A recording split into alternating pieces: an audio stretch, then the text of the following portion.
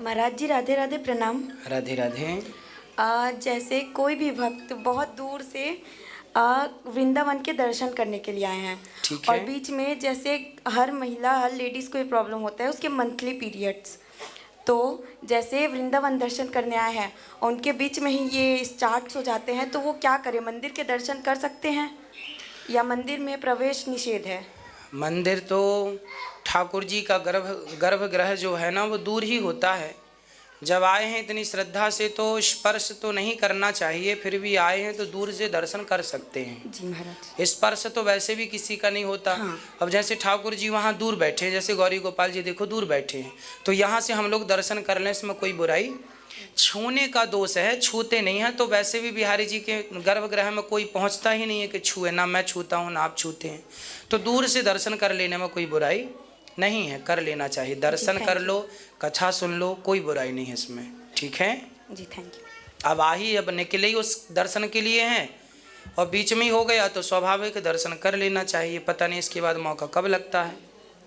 उस period time पे घर से निकलो ना, वो ठीक है ना, कि उसी दौरान आप आएँ और उसी दौरान जान कर, वो तो धोखे से अब आप आए हैं और बीच में ये स्टार्ट हो गया तो कोई बुराई नहीं है। ठीक है।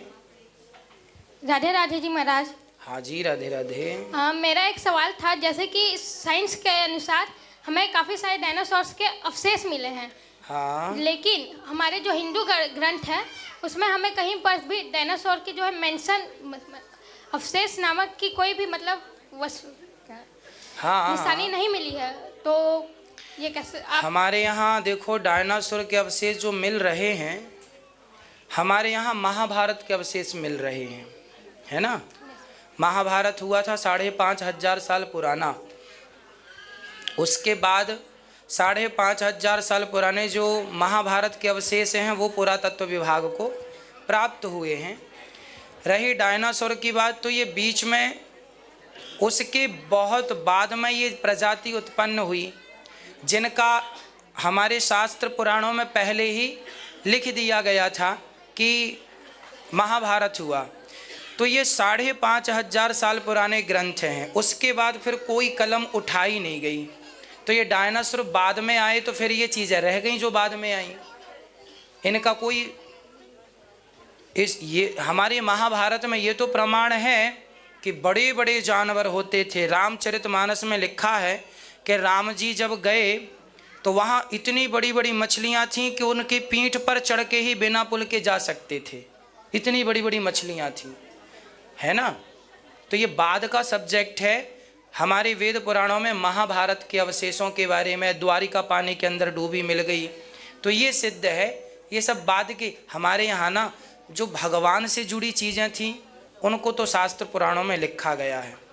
अब डायनासोर के बारे में लिखना ज़रूरी नहीं समझा तो उनने नहीं लिखा। महाराज जी, तो डायनासोर कौन से युग में आए हैं? ये तो एक जीव है ना। ये तो जीव है। इनके बारे में महाभारत में ये लिखा है कि जंगल में भयंकर बड़े बड़े जानवर होते थे। अब जैसे जामवंत जी कहाँ रहते थे, बंदर भालू कहाँ रहते थे।